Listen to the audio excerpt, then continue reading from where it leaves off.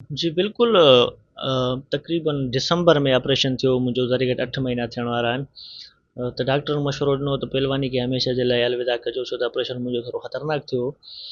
त मूं उन टाइम पहलवानी जे ग्राउंड खे माशाअल्लाह करे अलविदा करे छॾियो। पोइ उन खां पोइ हाणे वरी डॉक्टरनि सां आस्ते आस्ते इलाजु हलंदो रहियो, मशवरो कयो मूं त बाबा हाणे आउं बिल्कुलु फिट आहियां, जिम वग़ैरह बि स्टार्ट कई, एक्सरसाइज़ बि स्टार्ट कया, जिस्म ते महिनत करणु स्टार्ट कयो त बिल्कुलु फिट हुउसि।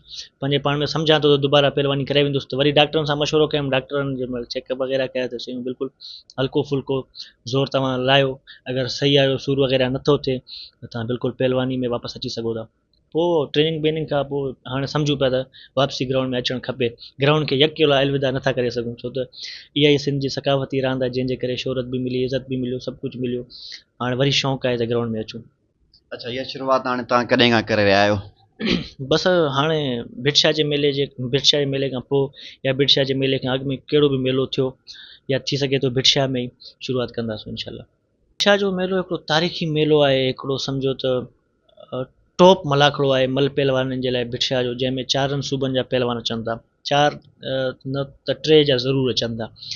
उन में इंतिज़ामिया हर साल नाकाम रहे थी, कुझु सालनि खां अॻु में बहितरीनु थींदो हो, जॾहिं सरवर जतोई असांजो पहलवान हूंदो हो, उहो इंतिज़ामिया जी अॻुवाणी उन वटि हूंदी त बहितरु थींदो हो मलाखड़ो। उन खां पोइ कुझु कमियूं कोताहियूं इंतिज़ामिया में आहिनि जंहिंजे करे उहो मलाखड़ो मुनज़म तरीक़े सां नथो थिए, डिसिप्लिन ख़राबु थी थो वञे। उन जे लाइ आवाम काफ़ी वधीक अचे थी, उन जे लाइ अहिड़ा क़दम खणणा पवंदा ताकी उहो मलाखड़ो बहितरु थिए। कुझु पहलवान बि वधीक अची था वञनि ग्राउंड में, उन पहलवाननि खे घटि करिणो पवंदो, हर ज़िले में महदूद पहलवान खणणा पवंदा।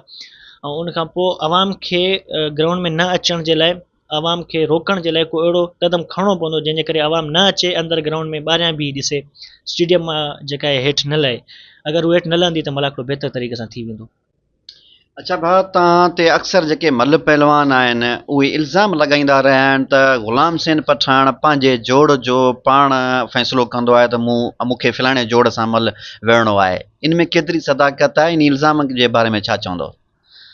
बिल्कुलु हिकिड़ो इन जे लाइ मां इहो थो चई सघां त बाबा हिकिड़ो कंहिं पहलवान ताईं न पुॼी सघणु, पोइ साड़ में उन पहलवान खे, उनजी इज़त खे, उनखे टारगेट करणु, छो त 3 साल बि भिटशा में मां ग्राउंड में जीअं एंट्री हई, आवाम जो जेको मूंसां प्यार हो, आवाम जीअं मुंहिंजे पोयां भॼंदी आई, जीअं मूंसां सेल्फियूं प्यार करण जे लाइ, त उहा शइ कुझु माण्हुनि, कुझु पहलवाननि खां बर्दाश्त न थी। हूअं त हर पहलवान असां ते ख़ुशि थींदा आहिनि, असांखे जाम पहलवान जेके असांजा वॾा आहिनि सपोर्ट कंदा आहिनि। कुझु पहलवान जेके आहिनि जेके ख़ुशि न पिया थिया, पोइ उन्हनि वटि ॿियो का शइ न मिली मूंखे ग्राउंड मां ॿाहिरि कढण जे लाइ, ऐं मूंखे जेको आहे उते मूंखे ख़ारिज करण लाइ, त बाबा हीउ ग्राउंड में मलाखड़ो न करे भिटशा में।